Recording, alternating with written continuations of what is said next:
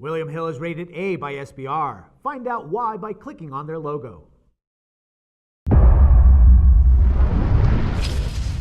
Hello and welcome to World Sports Weekly. I'm your host, Natalie Rydstrom. Joining us now is Richard O'Hagan, sports writer and regular contributor to SBR Forum, to discuss the betting value for the individual World Cup teams. Richard, welcome to the show today.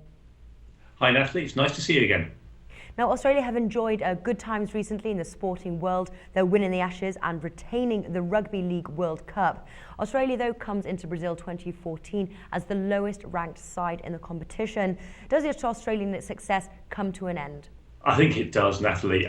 Although you don't get to this stage of the competition by being a bad team, this Australian side is nowhere near in the class of a lot of the other teams in this tournament. So they're not coming to the World Cup with expectations of winning it. And I think they would even be really surprised if they got out the group stage. I just don't see that happening here. Well, let's talk about prices here offered with the elimination stage market. Australia are an incredible 1.071 to be stopped dead in their tracks, seemingly a very safe but perhaps least profitable bet of the entire tournament.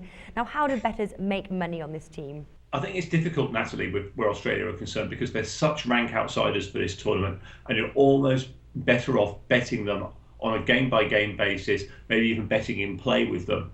If you want to make a bet sort of in advance, you might even want to consider just taking that bet on them being eliminated at the group stage, because although it's very short odds, it is one of the safest bets in the tournament so far.